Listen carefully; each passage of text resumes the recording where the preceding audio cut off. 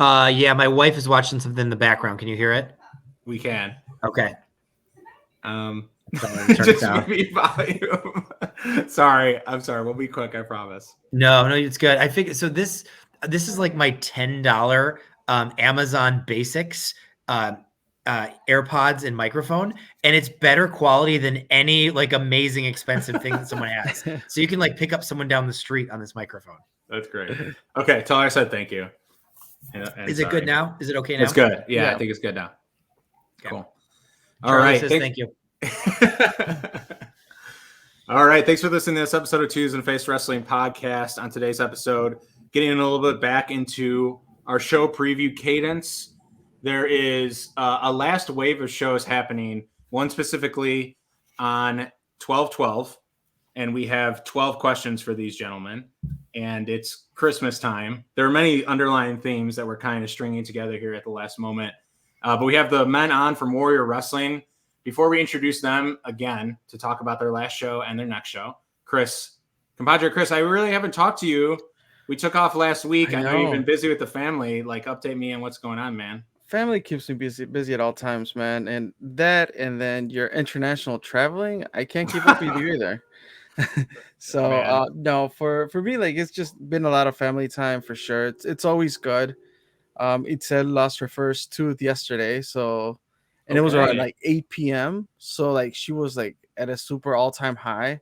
Like she was super excited about it. So it was really hard to even put her down to bed. Like she's like, yeah, but the tooth fairy's coming and this is gonna happen and that's gonna happen. So it's like, okay, it's 10:30. It's time for bed. But yeah, man, it's been good. Happy post Thanksgiving. Yes. How was your holiday? Holiday was good, man. It went by too fast. Like my role with the family is always to coordinate stuff. Your role is to cook 7 million things. Did you do? Well, I did cook the 2 turkeys. Okay. One for Carla's family, one for our family. Okay. And I took care of that early in the day. Woke up extra early, and then also had to do some airport pickups. Family was coming from out of town to pick up talent for Warriors. Maybe in the upcoming weeks, I don't know. I'll see if Steve needs my help, but just saying. But yeah, man, it's been good. We're nearing the end of the year, and it's just kind of feeling that way. Like we're getting close to the end of the year, looking forward to new things in the upcoming year. But we still have wrestling. Wrestling is still on, and we'll definitely talk about this new venue that I'm extremely intrigued about. But before we even talk about the venue and the show and everything else. Welcome, Eric from Warrior Wrestling and Principal Steve from Warrior Wrestling. Great to have you guys on one more time. Warrior Wrestling 17. Can you, Steve? You're still on mute, and I know you're trying to keep down the noise, but I can't believe it. We were just talking in our Warrior internal meeting a couple hours ago how Warrior 1 felt like a one-off and something special that we do and say, wow, we did that. And then flash forward, we're almost 4 years later and there is no end in sight. And we're hoping it's going to get bigger and bigger. It looks like it is already. So, definitely. Yeah, Charlie. So, I was at the last show at Warrior Wrestling 16, the Sweet 16. Okay. I got to say, like, Bret Hart really drew in a lot of people. Like that line was extremely long. I was able to catch up with D-Ray. I pretty much spent like probably about an hour and a half, almost close to 2 hours in line with D-Ray as we were making our way to get our, I was getting a Funko Pop sign and he had like custom art made. And I gotta say, that's D-Ray. I feel like he did that with Rey Mysterio, and then he did that with Ray, doing it with Bret.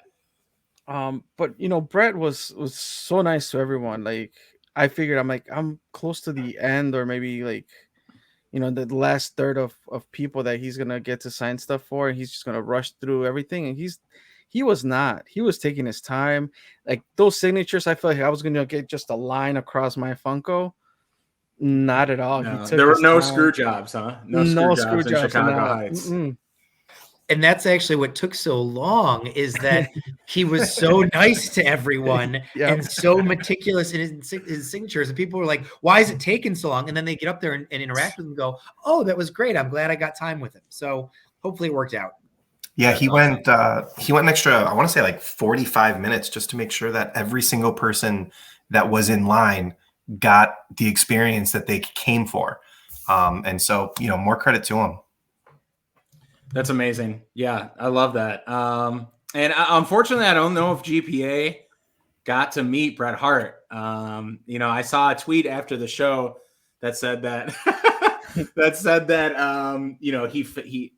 like tweeted at him earlier, and then he sent me a tweet back that he failed us. So I'm sure that I don't know if it was I don't think it was a time thing. It sounds like Bret gave everyone some time, but I don't know where that miscommunication or where that happened. Yeah, I don't know. GPA was backstage the whole show in his Bret, like Super Bret t-shirt. And I don't know if they weren't able to connect in the back or what, but I know he was looking forward to meeting him. Yeah, maybe he got stage fright. Maybe that's just karma. You know what I mean? That's instead of beating up GPA, it's prevent GPA from meeting his childhood hero. Yeah. It's a longer hashtag. That's what happens if you cheat and to win all your matches, I guess. I guess so. But yeah, the last show, Warrior Wrestling Sweet 16.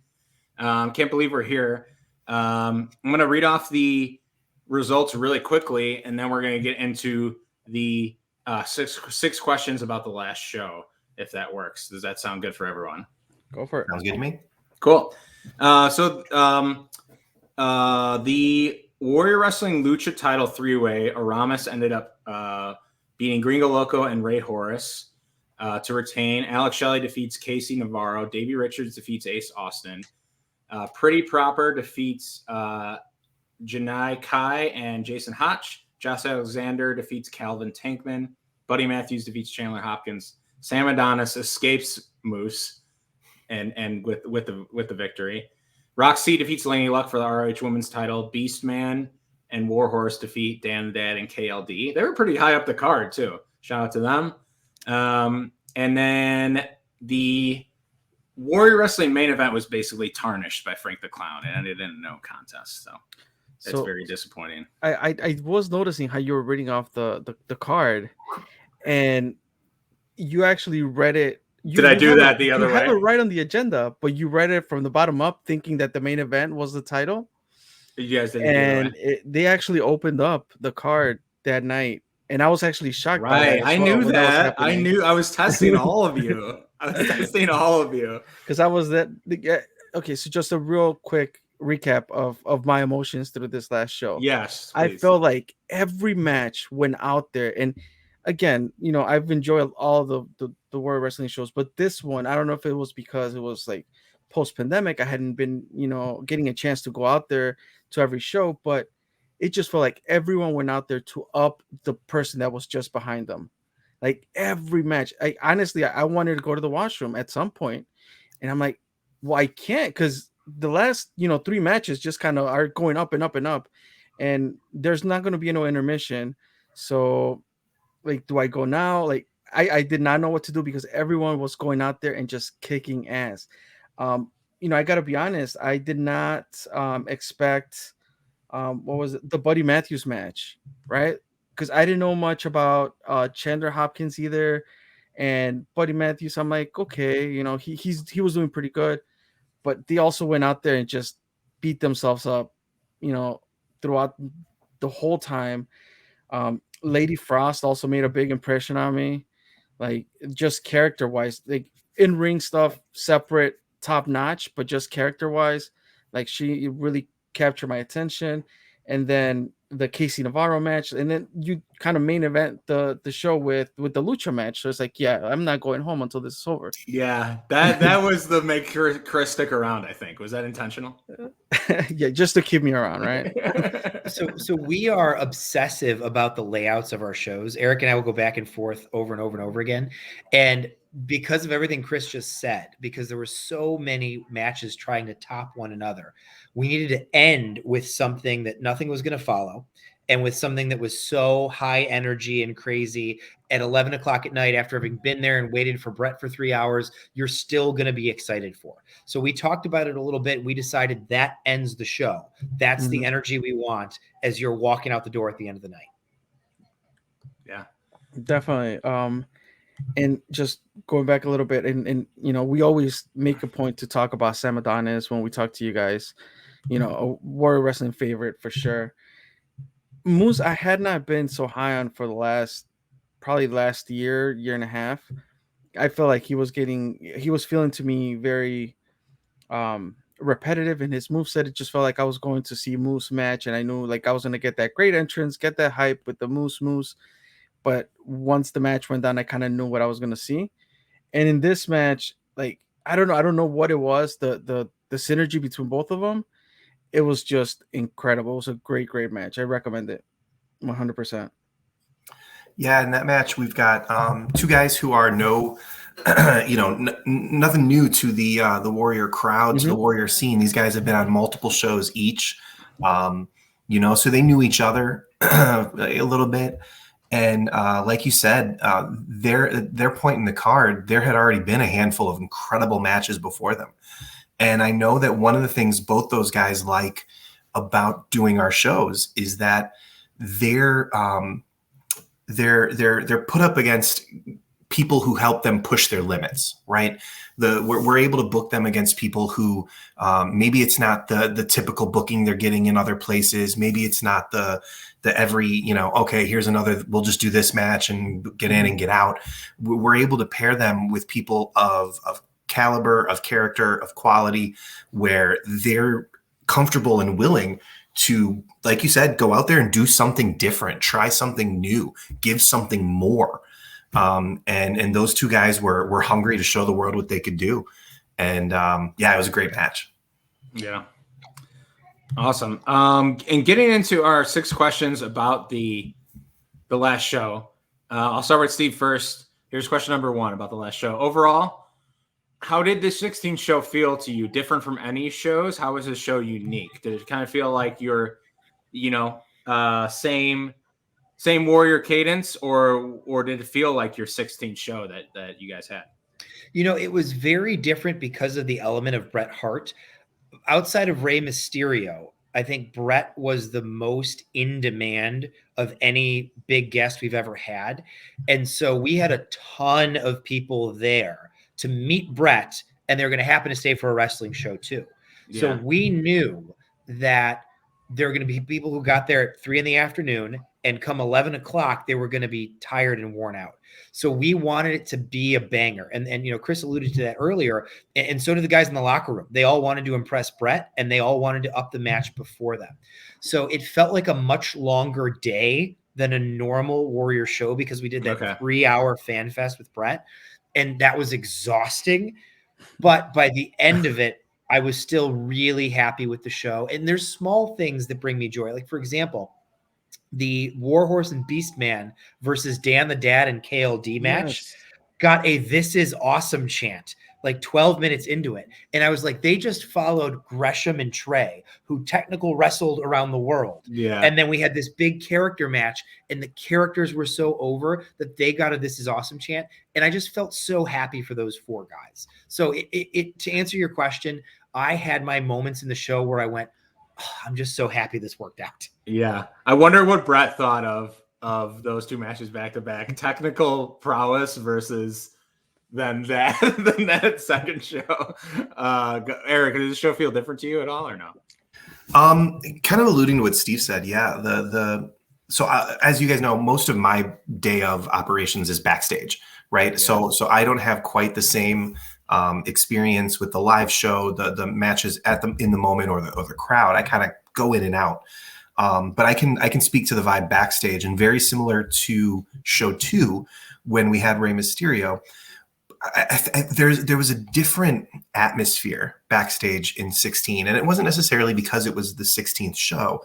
I think it was because of the presence of greatness, and there was a palpable feeling of like, I am about to perform my craft in front of one of the people who have been at the pinnacle of it, and like literally the best example of what I aspire to be.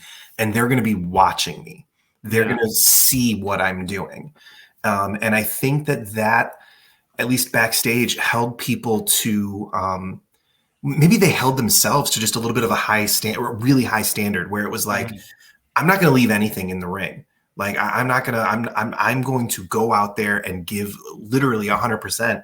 And it's not that they don't do that on any other show, but I think that there was like a palpable feeling of like, I have to do well because I love Bret Hart, kind of a thing. Like I owe it to Bret and to myself to go out there and be amazing. And so backstage, there was definitely that kind of just feeling of like, we are in the presence of greatness. That's kind of cool. Did he hang out and I'm assuming watch the show on the, there's that like what is it? That like slide. We've got the big screen in the back of the TVs. Yeah, he was watching it, hanging around, and it's interesting is that, again, the only other person where this was like this was for Rey Mysterio. At all times, all of the wrestlers knew where Bret was. It was like, where is he? He's sitting over there. Oh, okay. like they were, and it wasn't that way for Kurt Angle. It wasn't that way for Mick Foley. But at all times, every wrestler was like, where is he? He's in that hallway. He's talking to somebody in that hallway. Okay. Like everyone knew where Bret was. You could feel it. And that's what everybody cared about. So much respect. I love it. Getting on to I'm going to go third question and then back to second, because we talked about these guys. So I'm going to make a I think it's a Big Daddy. It's a Big Daddy reference. I'd say that the tag team of Warhorse and Beastman go together like lamb and tuna fish. Does that? Yep. maybe spaghetti and meatball. You prefer that one? Anyways, it worked very well. That's the joke. I don't know if you've seen the movie Big Daddy. Maybe I am 32. Maybe I'm dating myself. If you're younger listening to this, you should watch It's one of Adam Sandler's best movies. So are we going to be seeing more of this coming up, this tag team? Maybe. Interestingly enough, we had a plan for maybe doing the tag team over the summer, and instead we put them against each other. And unbeknownst to us and unbeknownst to them, they did a spot at the end of the match in August where Warhorse put on Beastman's his hide, and Beastman put on Warhorse's vest, and they kind of posed and danced around. And I was like, unbeknownst to you guys, we're going to make you a tag team. And they just kind of did it naturally. And like you said, it worked. So I don't know. It's obviously not going to happen next week at the next show, but at some point in the future, yes. And whether it's Beast Horse or War Husk is what they were saying at the end of the show, it will make a return, I think. Okay, cool. Back to the second question. A new addition to the locker room was Buddy Murphy. Eric, what do you think about his debut match? In your opinion, what did he bring to the locker room? His match was great. Like you said earlier, it was against Chandler Hopkins, who I believe this was his second show with us. He was in the GMSI, was kind of his debut with us, and really wowed us with that match. He brought his game. This was definitely one of the bigger challenges of his budding career right now. But Buddy Matthews was just a pro through and through. Yeah. I mean, the just pure pro. Walked in, understood the assignment, understood like that's a big social media phrase right now. Sure, yeah, but I mean, like he was able. He looked. He saw placement on the card. He saw he looked at the card as a whole. Understood kind of the ebbs and flows and things that a lot of the nuances that Steve kind of and I try to put into our shows. He just got it. He's like, I get what we're doing. I know what we're trying to do. I know what you want out of this match, right. And was able to deliver 110%. And, this was his kind of just getting back onto the indie scene after being in WWE for a while. So it was awesome working with, like I said, just a pro's pro. Guy comes in, knows, just can take a look and intuitively understand so many of the finer nuanced things that allowed that match to shine, in my opinion. He looked really, really strong in that match, but also in a way that did not make Hopkins look weak at all. Agreed. And I think that was the whole magic throughout that match of like Matthews is showing that where he's coming from and what he has under his belt, the experience, but definitely made Hopkins also look really, really good in a kind of a weaker standpoint, but not weaker as in like skillless person. Like it was just a brawl. It was great. I love that match. I will say really quickly, Buddy has something that Jay White had a show before him, which is just this deep sense of understanding. Like Eric just said a moment ago, what's needed in his match. A lot of guys, and this is a very behind the curtain kind of thing. A lot of guys are all like, the GMSI, I got to get my shit in. Like, I want to hit this move and this move and this and wow them. Whereas Buddy reminds me so much of Jay White by like, okay, this is what this match needs. So I'm going to do this, this, and this. And like, it's just this very, like, he's at peace. He doesn't have to prove anything to the audience or himself. He's at peace with, like we all just said, what's the assignment? I will execute it perfectly. Yeah. And does that come from just being maybe at I'm not trying to make anyone an elitist, but that just come from being just working at such a place with high production? Maybe. No, I think it's No? the opposite. I think it's Okay. working in Australia and New Zealand and New Japan early before going to WWE. It's that mindset. It's the Eastern mindset of how the guys approach wrestling. Okay. Interesting. Well, and it lends to that thought of what can I do to put on the best show versus what can I do to put on the best match. And the truly great ones can combine the two in the moment, where I can put on the best match within the confines of what will also tell the best story to put on the best show. And and that's something that like Jay White and Buddy, they just get it. Like there's a bigger picture where, they're like a master craftsman who has just so many tools in his tool shed that, it's not like he's just going to grab a hammer or saw and some nails and be like, I'm going to build a house. I mean, he goes in and he has such a vast knowledge and ability to rely on that he can pull exactly what he needs out in that moment and also get it out of his opponent. Like Chris mentioned, Hopkins did not get like steamrailed or rolled over there. I mean, it was a great match. And obviously because of those two guys, but I think a big part of it was just Buddy's a pro. Yeah, it seems very selfless of them, like a selfless way of thinking, which is great to have. So going down to the fourth question of the last show, Sam Adonis, he survived. He got away with another one, survived someone else. But can you give me I'm sure there's a whiteboard somewhere, right? Where is that whiteboard? What's the fast track? How do we get Sam in the Warrior Wrestling main event? Like, how do we do, when does that come in? I feel like we should be there already, and we're not at that stop yet. There's a process, right? So Sam spent the first couple of years getting over as the most entertaining heel on the show. And Frank the Clown will bristle at us saying that. He spent a couple of years getting over as the most entertaining wrestling heel on the show, not manager. Sure. And then naturally the pull was coming to make him a babyface. And he and we talked about that and have leaned into that. So that's where it is now. Mm-hmm. Then now you start the build. So you can't rush it. You've got to let it take its course. I know. Well, and we see the road ahead. Let's not forget he's been in War of Attrition. He has wrestled Jay White. He has. It's not that the man is completely inexperienced in a Warrior Wrestling main event, and he's not irrelevant on these cards. Absolutely, I'm not saying that. It's like, I don't know.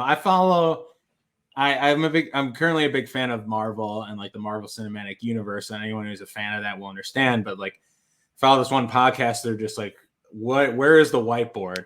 Because they usually at the end of the whiteboard is like a villain, like a Galactus or something. Like, when is Galactus going to come in?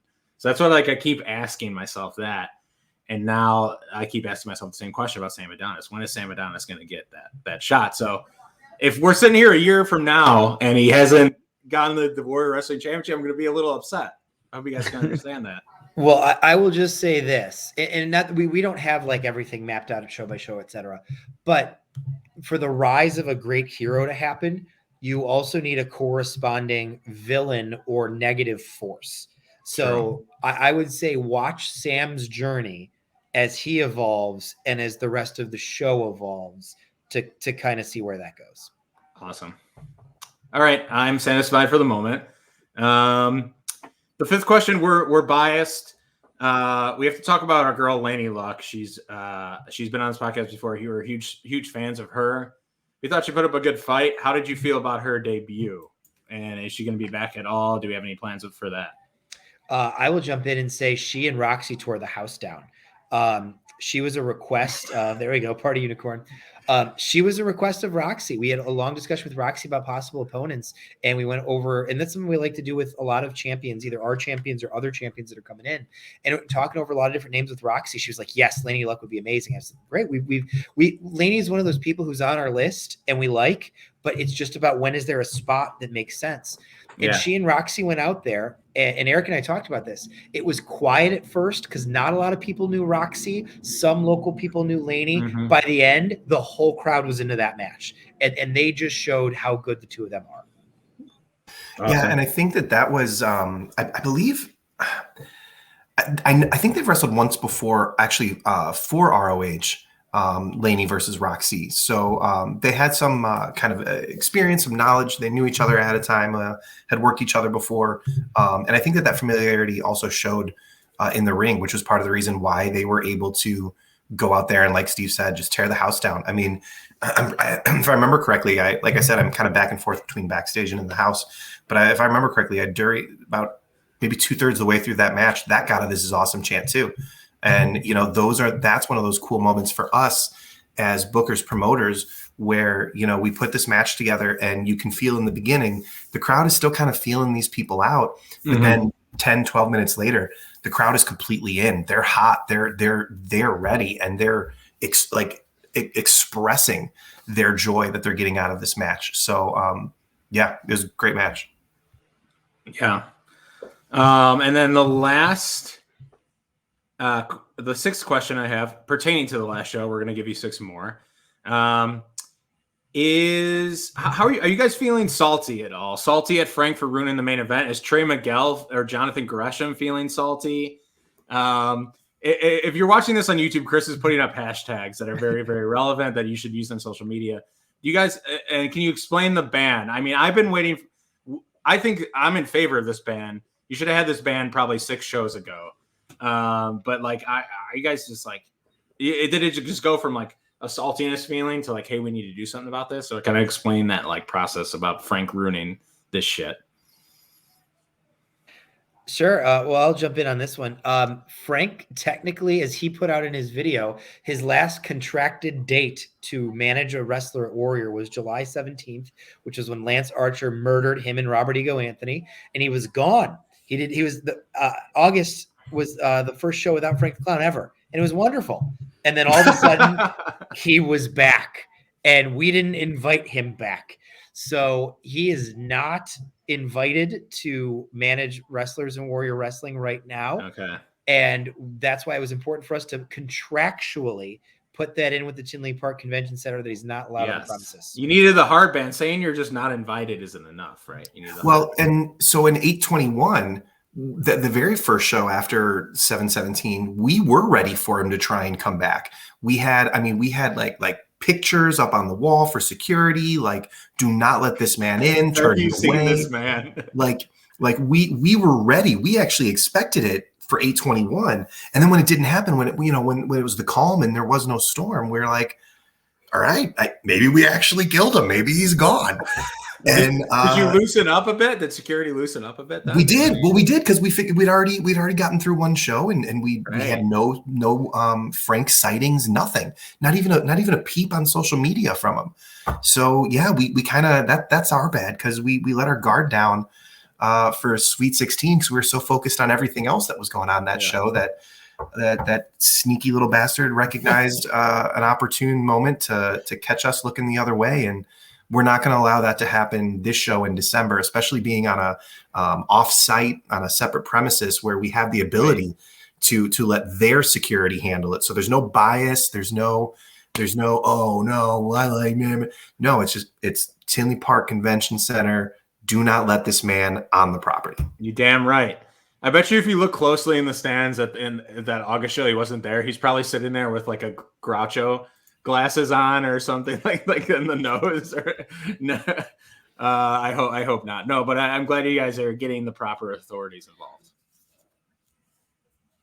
Yeah, but I mean, in this match, just point out, like, again, Trey Miguel showing why he is the champion. Like, I mean, Gresham, both of them were going head to head, and it was really anybody's game here. Like, that's what I was feeling. But like Trey Miguel really upping up his game and really showing, that he's not, a quick high flyer or whatnot. Like he was pulling out some technical stunts in this match for sure. Yeah. Chris, you want to introduce the next show and then maybe just really quickly run through the matches at least we have lined up or that have been announced so far. Yeah. So Warrior Wrestling 17 takes place on Sunday, December 12th, as we talked about the 12 questions we're asking today. It's at the Tinley Park Convention Center. New venue, first time that Warrior Wrestling steps out of Marian Catholic, right? VIP Fan Fest starts at 2 p.m. Doors open at 3:30 and bell time is 4 p.m. So far, logistics are there, and we have a few announced matches. One of them being Chelsea Green coming back. Oh, wait, is this Chelsea's debut at Warrior? No, she was at 1 and 2. Okay, yeah, I thought so. So she's coming back against Sky Blue. Another big challenge for Sam Adonis being Brody King. Rocky Romero returns, goes up against Casey Navarro. Aramis versus Flamita for the Lucha title match. Fuego del Sol makes his appearance at Warrior Wrestling against Carlos Romo. Thunder Rosa versus Mercedes Martinez. I don't know. I feel like this happened before, but I am excited for this match. Dante Martin against Bandito, which that's going to be crazy also. And then, if that's not enough, Will Ospreay comes back, goes up against Trey Miguel and Blake Christian. I don't know if this match is for the title. It is. It is for the Warrior Wrestling Championship. Okay. So just to up the ante a little bit more, make that for the Warrior Wrestling Championship. So those are 8 matches announced. I don't know if that is all there is to this show, which I have a feeling that's it. That is. We've actually Warrior Sweet 16 had 10, and that it was great, but it makes for a rushed pace sometimes. And so for this show, we particularly wanted to give the matches more time to breathe. So we have 8 matches, and that's it. And they're going to get the time they need to breathe. Right. And we need to save time for the Undertaker at the end. Exactly. To come out. His line's going to be hours long. I mean, yes. He's doing the Kevin Hart show now, the Cold as Balls. Have you guys seen that? I have not. That is a talk about. I mean, I don't. That is a pairing. That is a pairing I never thought I would see like standing next to each other. That's a blow your mind kind of pairing. So craziness. Great 15 minutes of your time. Yeah. Anything logistically before we jump into the 6 questions for the show? Anything logistically we need to know about this venue? No, Chris hit the details. It's about 15 minutes from Marion tops. It is at the corner of Harlem Avenue and I-80, basically. So anywhere you're coming from on a highway, it's right there. There's a whole bunch of restaurants and bars right around it. So if you want to get dinner before or your lunch before or dinner after the show, hopefully it's a really convenient location for everybody. And the only reason we're not at Marion is there is a cheerleading tournament at Marion all weekend. So we are going down the road to the Tinley Park Convention Center. Nice. Good luck to the cheerleading squad as well. I thought maybe Dan Murray booked both gyms. I don't know if he's still there. Dan Murray is currently the women's basketball coach. He's my old gym teacher and basketball coach in high school. So I have a lot of history with that man. Tell him I said hello if you see him. Shout out to Dan Murray. And he's probably still salty that I would beat him in all the gym sports in gym, but that's okay. He'll get over it. So 6 questions about the next show. I'm going to start with Eric first. Let's start here. Can you talk about, so Rocky Romero is a name that sticks out, just obviously that does, and the history this man has and just like how entertaining he is. Can you talk about what he can bring to a locker room, or what you're at least maybe potentially expecting for him to bring? A couple of things that come to mind are leadership, maybe just the high entertainment value as well. Like, what are we expecting from Rocky in the ring, outside the ring? etc. Are you excited to have him respect the Ramiros? Yeah, related to Chris Ramiro, long third cousin. Third cousin down the line. Yeah, excited for him to come. Yeah, so this is Rocky's return. He was here as one of Will's tag team members when Will was here back in December of 19. Okay. Rocky is a presence. I mean, this guy has literally been around the world, seen it all, done it all, commented on it all. I mean, he knows everything, knows everyone. There's nothing that's going to catch. So that caught me off guard. That caught me off guard, but there's nothing that's going to catch Rocky off guard, right? Okay. So, yes, he brings kind of a very stabilizing presence to a locker room. Just walks in and has the respect. Doesn't have to earn, like, he's already earned it. There we go. He's already earned the respect of the locker room. So he walks in with it. He doesn't flaunt it. He's there for the guys. He truly loves wrestling. He truly loves the locker room. And so he is a huge addition to any locker room that he steps into. And then to pair him with a guy like KC, who won our GMSI and can call his shot whenever he's ready. I think he is going to learn a lot. I think he learned a lot at our last show against Alex Shelley, and unfortunately that lesson was from the School of the Hard Knocks. If you remember that match, he got his teeth kicked in by one of the greatest. And so I'm interested to see how he responds going up against yet another one of the greatest in the world. So and Rocky knows how to get the most out of a guy. So we will see how that one works out. But I'm excited for it. You talk about like 5-tool. These people talk about like 5-tool players in like baseball or something like that. Like I feel like Rocky is a 5-tool wrestler. Like there's wrestling, there's like commentating, there's I don't know whatever the tools. You could probably be more than 5 if you're picking your own tools. But I feel like he is so versatile that you could probably give him 4 things to do that night, and he could do all 4 of those things. Knock every single one of them out of the park. Yeah, exactly. Getting on to the second question. So let's start with Steve. Let's go to Steve for this one. Someone who's on fire at the moment is Sky Blue. She just won the AAW Women's Championship. Let's talk about her, and let's talk about the reason for booking her, and like what about her sticks out to you as something you want to have in your locker room at Warrior and in the ring. Wow. So I'll answer the second part first. She has incredible spunk, incredible charisma, and her ring work has gotten very crisp over the last 6 months. She was someone we talked about a year ago in the 2020 Stadium Series. And the reality was, and Eric and I have talked about this, for a lot of the great women wrestlers out there, they just don't have a lot of experience yet. They just haven't had the matches under their belt. Okay. And they go from kind of green without a ton of experience to a little bit polished, and they're signed somewhere because all the big companies are looking for the women stars of the future. And Sky Blue a year ago was on our radar. She was really good. We thought about her, in the future. And this year she had a couple of great matches in AEW against Red Velvet. I think she had one with Jade Cargill. And all of a sudden she had all of the pieces were getting honed, and they all came together. And now it's like, all right, now she is the complete package. She'll still get better. She'll still grow. But as a performer, I really think she's the complete package. We actually originally had her booked on October 16, but she had an AAW commitment and couldn't do it. So we've been wanting to work with her for a few months now. And I think with her winning she had an AEW commitment. With her winning the AAW title, I think she's just going to be really growing in the Chicago area. And I think, she has the potential to be the successor in some ways symbolically to Kylie Ray as far as that phenomenal women's wrestler in Chicago. No, I think it's important what you said, because I think even just logistically, I think with there is just less opportunities, I think, and less matches for women at this moment. And I think it has gotten better, and it's really getting better. But even with Shimmer and like Rise really not running, Shimmer running less.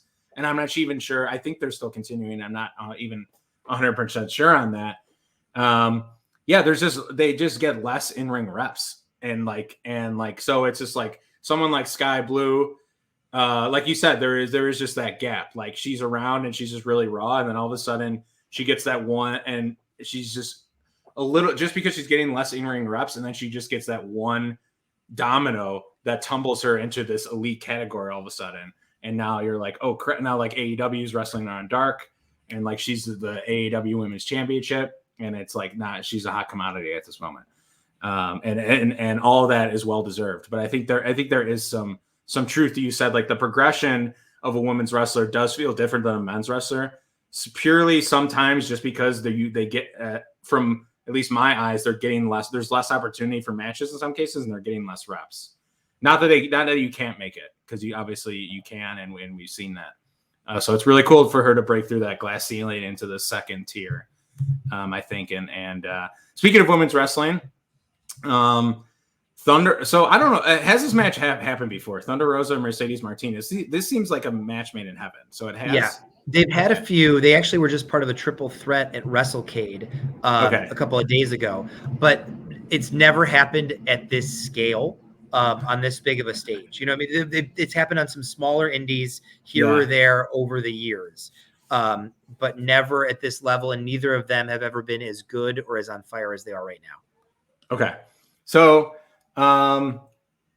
yeah, exactly. Holy shit, Chris. I think this is one that sits out to Chris a lot, because Chris is always, Chris and I caught Mercedes Martinez, I think, at the tail end of her run. This would probably be the tail end of her run, I would think, and I'm not pigeonholing her into being, but she is, I think, a little bit older, a little bit more veteran-like now.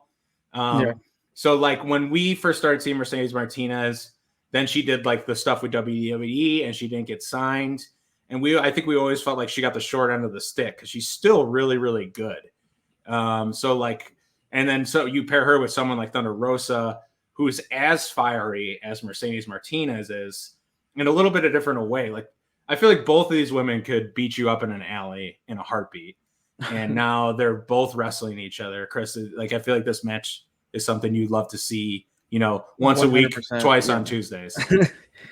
Yeah. I mean, once I saw those two names, like, I was like, shit, has this happened before? Like, that was my first time. Like, I think it has, but I don't know if with the coverage that Warrior would kind of, or the promotion that Warrior could provide for these two. I mean, and we're talking about a Thunder Rosa that's, and I think we've said this before, like over the last 2 years, we're like, she's going to break out this year. She's going to break out this year. Well, this year she was able to get that contract, and she is just killing it everywhere she goes.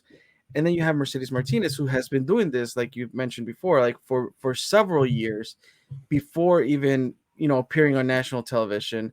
So, like, I think these two just have it, whatever it is, like, and now you're gonna put them against each other in a stage like this. It's just gonna tear the house down. Yeah. How did this come to be, Eric? How did you guys toss this one around? So we've known of Mercedes' work for a while. She had some great matches with Tessa Blanchard back before she signed with WWE, and obviously we know Tessa, we love Tessa, and so we kind of the first time I saw Mercedes Martinez was actually, I think, in like a basketball gym in Naperville against I think it was against Tessa, and it was the two of them, like you said, could just beat you up in an alley and not think twice about it. And that is that mentality was something that we saw and we recognized in that talent level. To go toe to toe with Tessa Blanchard is no small feat. So we were wanting to work with Mercedes before she signed. Obviously, once she went on to that kind of exclusivity with WWE, it wasn't really an option. So she was one that we followed, we cheered on from the behind the scenes, and was like you said, waiting for that big breakout. It just never quite happened. And now that she's back onto the indies, that was one that for us was a no-brainer. We've got Rosa, who is our champ, who is the champion's champion. She's amazing. She is incredible. She will kick your teeth in. And that kind of match is rare to find two people at that caliber at that same moment in their careers, right? And so to be able to put that together for me and Steve, it was a no-brainer. Like, we didn't even have to discuss it. It was like, Mercedes Martinez is back out on the market. Let's get her on the show. Yeah, That was basically the end of it. And sticking with you, Eric, question number 4: how excited are you to have Bandito back? There's a lot. Yeah, there's a lot of new talent that's been released, but like, elaborate on that. So Bandito is another one who, this is his second Warrior show. He was actually Brian Cage's first title defense after. So Cage won at Warrior 2. He won the belt in the first War of Attrition. His first title defense was against Bandito. And and I think that was the night after all. Was that right after? No, it was not the night after. It was very short. It was like a couple weeks after. Yeah. He had been on All Out and just really kind of burst onto the scene after that pay-per-view. And so one of my favorite Warrior memories of all time is there's this monkey flip that I was just thinking about that Brian Cage does to Bandito in that match, where Bandito nearly gets thrown out of the ring. I mean, like over the top rope. And you know, when you've got somebody of that and backstage, awesome, just a great person, great human being, great wrestler, great to work with, nothing but wonderful things to say about him. So once we saw, that was one where Steve and I kind of got a little giddy and excited when we realized that he was back available to us. That was one of those where there was no hesitation. It was, he's available, call him, see what he's up to, see if he remembers us, see if this is something we can put together. And then when we have a young talent like Dante Martin, who is just launching himself literally and physically and like metaphorically into the stratosphere of wrestling. And when you have that, don't forget, Dante has a lucha background. So that is something that he's going to be able to tap into. And I think that match has that steal the show quality, that it could be one of those you walk away from. And we're talking about, here we are 3 years later talking about a monkey flip with Brian Cage. We could be 3 years from now talking about a moment with Dante Martin, and I am here for it. Yeah. And although not wearing a mask, Chris has told me many times, you don't need to wear a mask to be a luchador. It's something that I've learned. Is that correct, Chris? That is correct. But also, I mean, he was under a mask for many years. Right. So like he definitely portrayed that style, that lucha style. And I when I think back of Bandito, I think of him teaming with Flamita and them together as a tag team. Like, they were unstoppable, extremely fast paced. And now that we've seen them as singles, of course, many times. Looking at Bandito versus Dante is like that again, another potential, match of the night, like, because they really can't, like, I feel like their styles can clash really, really well, or not clash, but kind of melt. There'll be synergy in that same style. Flamita runs so fast when he's almost like Fred Flintstoning old Twinkle Toes. He's just like running so fast between the ropes. Like, I've never seen a man hit the ropes as fast as Flamita. I don't think. I probably have, but maybe it's fast. Steve, is any a person who's really getting under the skin of the internet wrestling community? Although they exist, the internet. Some of them probably go to your show. I'm not going to poop on them. We're part of it. Is someone named Matt Cardona? Is he going to show up at all? He's really getting under the skin. Any hijinks from him expected? You know what? We've talked about it. Not on 12/12. 12/12 is set, so people shouldn't expect big crazy surprises. It's crazy enough as it is already stacked. Okay. But we've talked about a return, and it's funny. So Cardona was on our show June 5th. He showed up at GCW and became the Matt Cardona that he is now on June 6th. So literally, we were the last stop in his Welcome Back to the Indies Happy Smiling tour. And then he became the bane of GCW's existence. Right. So it will be interesting to see if that version of Matt Cardona would make his way back here. So don't expect that on 12/12, but the door is always open. Great. And then the last question, number 6, I'm going to start with Eric. I know there's amazing. We talked about the amazing matches on the show. Which match has the potential to steal it? Who is your? Do you have a show stealer for this show? I know it. I don't. This is not my favorite question because it's like I know all the matches are gonna have their own place and be part of that buffet. We talk about wrestling as a buffet, but if you had to pick one that's gonna steal the show, do you have a match that's gonna steal it? That's such a loaded question. I mean, I think this show truly, maybe even more so than some of the other ones we've done, most of the other ones we've done, in my opinion, on paper, literally every single match could be that match that steals the show. And for all the reasons that we've just kind of talked about. I mean, you've got Fuego coming in. He's hot as the sun, the soul. You've got Carlos Romo coming back to the United States for the first time in years, back to Warrior for, I want to say, his third or fourth appearance on Warrior Wrestling. We've already talked about Dante and Bandito.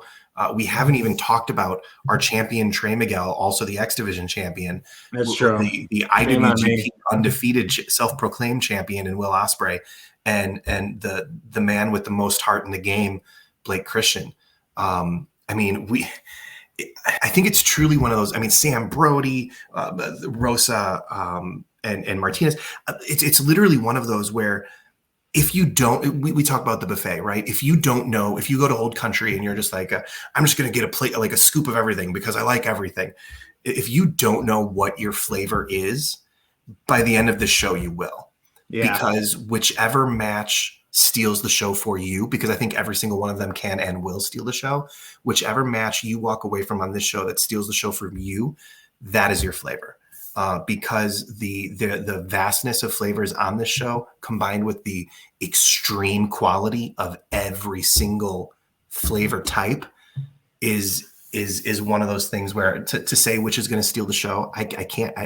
Literally every single one will. You are the one that determines which one steals the show because of which flavor you like the most. I think you just felt like you just pulled a Jedi mind trick on me. I think that was the perfect answer.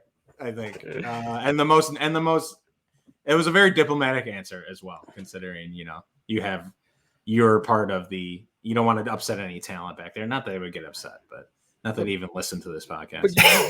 No, you like, make a great point. Like we haven't talked about what in our minds automatically goes to as the main event. Like, I don't know what surprises you'll have up your sleeve. This could kick off the show for all I know now, but it's Will Ospreay, right? Against Trey Miguel, against Blake Christian. Like, if that is not enough, with that just being released out there to say, like, there's definitely a match that's going to steal the show. Like, it's right there. But also, I can't look past the fact that, Aramis being the, defending champ for this will be his third defense. Right. Carry the 4. Yeah. He won it in June. He defended it in July, August, October. So actually, this will be his fourth. That was an opportunity for you teachers to do a math joke, and I think you missed that. Yeah, I was gonna go into like if there's like 80%, chance of rain that day with a 20% of luck with divided by 7. I don't know that. Are you Steiner math? That Steiner math, but yeah. No, but against Aramis going against Flamita again. We briefly touched on Flamita's speed and skills, but Aramis just came from defeating Gringo Loco, who was super, super close of getting that win. In Gringo Loco, another, kind of like the guy that holds the torch for all lucha in the Chicagoland, at least.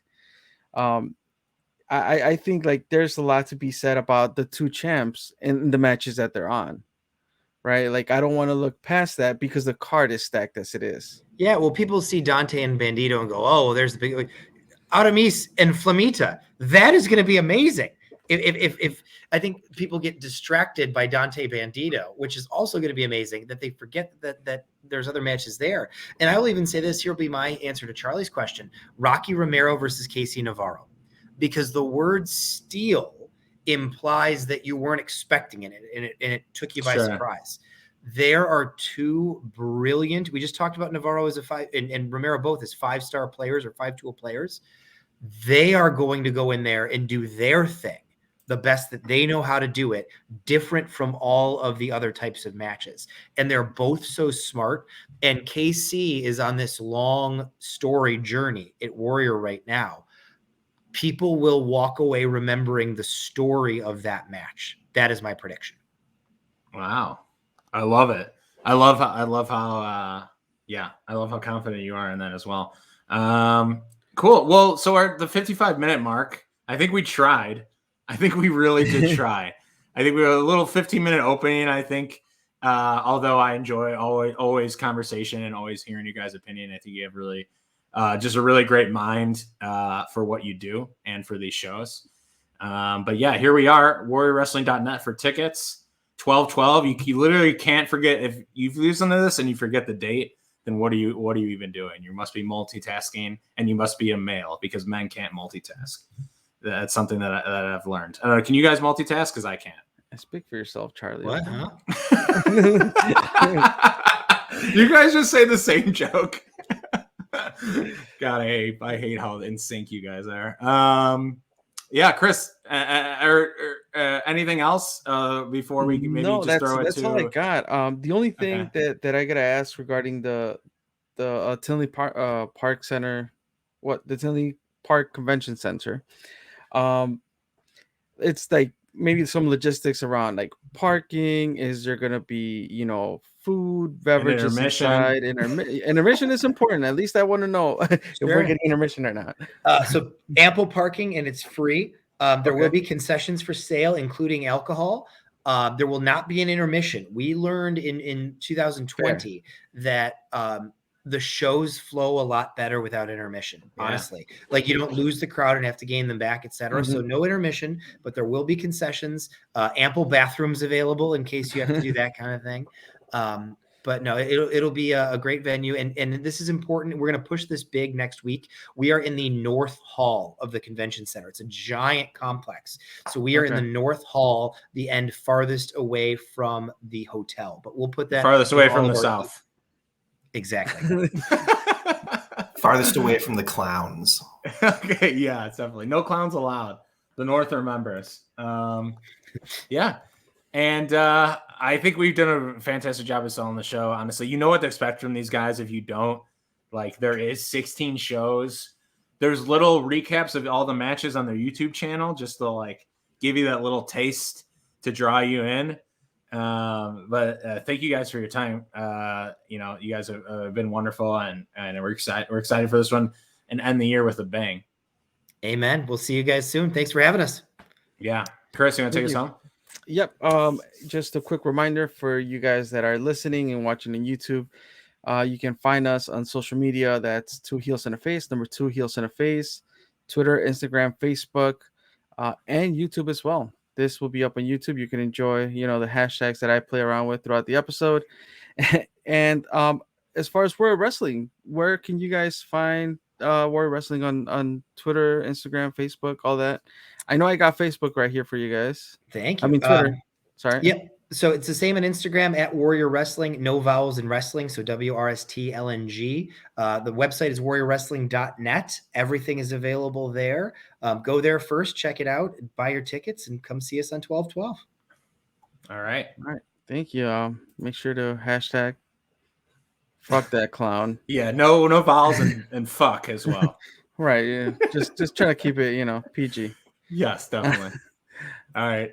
Thanks for your time, guys. We appreciate you. You got it. Good night, guys. Thanks for having us. Have a good one. Thanks. Thank you.